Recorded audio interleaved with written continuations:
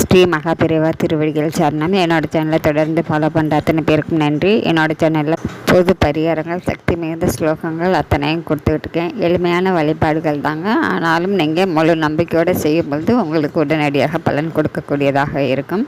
இந்த நாளில் நாம் தொடர்ந்து வரக்கூடிய பாவங்கள் அதை பற்றி தாங்க நான் நிறைய வீடியோவே கொடுத்துருக்கேன். ஏன்னாக்கா நம்மளுடைய பாவங்கள் தீர்ந்தது அப்படின்னாவே நமக்கு நடக்க வேண்டிய அத்தனை நல்ல விஷயங்களும் நமக்கு நடக்க ஆரம்பிக்கும்.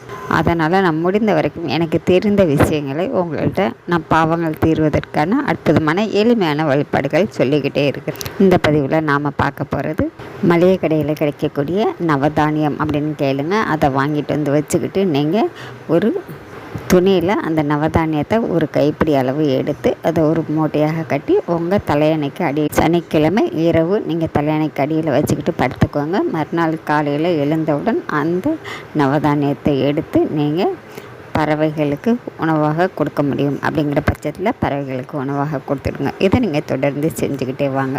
நாங்கள் இருக்கிற பக்கம் பறவைகள்லாம் இல்லை, போடுறதுக்கு எங்களுக்கு வசதி இல்லை அப்படிங்கிறவங்க அதை கொஞ்சமாக சர்க்கரை கலந்து மிக்சியில் போட்டு பவுடராக செஞ்சுக்கோங்க. அதை ஞாயிற்றுக்கிழமை அன்னைக்கு காலையில் நீங்கள் எடுத்துக்கிட்டு போய் குளித்து முடித்ததுக்கப்புறம் அரச மரம் இருந்ததுன்னா அதுக்கு அடியில் நீங்கள் எறும்புகளுக்கு உணவாக கொடுத்துட்டு வாங்க. இது போல் தொடர்ந்து செஞ்சுக்கிட்டே வரலாம். வாரம் ஒரு தடவை இதே போலவே நீங்கள் செஞ்சுக்கிட்டே வாங்க, விடாமல் செய்யுங்க. நீங்கள் செய்ய செய்ய செய்ய கண்டிப்பாங்க உங்களுக்கு இருக்கக்கூடிய கிரக கோளாறுகளாக இருந்தாலும் சரி, தொடர்ந்து வரக்கூடிய பாவங்கள் எதுவாக இருந்தாலும் சரிங்க, அது எத்தனையும் கொஞ்சம் கொஞ்சமாக குறைய ஆரம்பிக்கும்.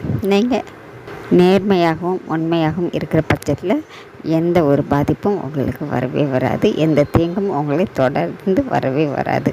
இதோடு உங்களுடைய பாவங்கள் அத்தனையும் தீர ஆரம்பிக்கும். நம்பிக்கையோடு செய்யுங்க. நம்ம அடுத்த பதிவில் பார்க்கலாம்.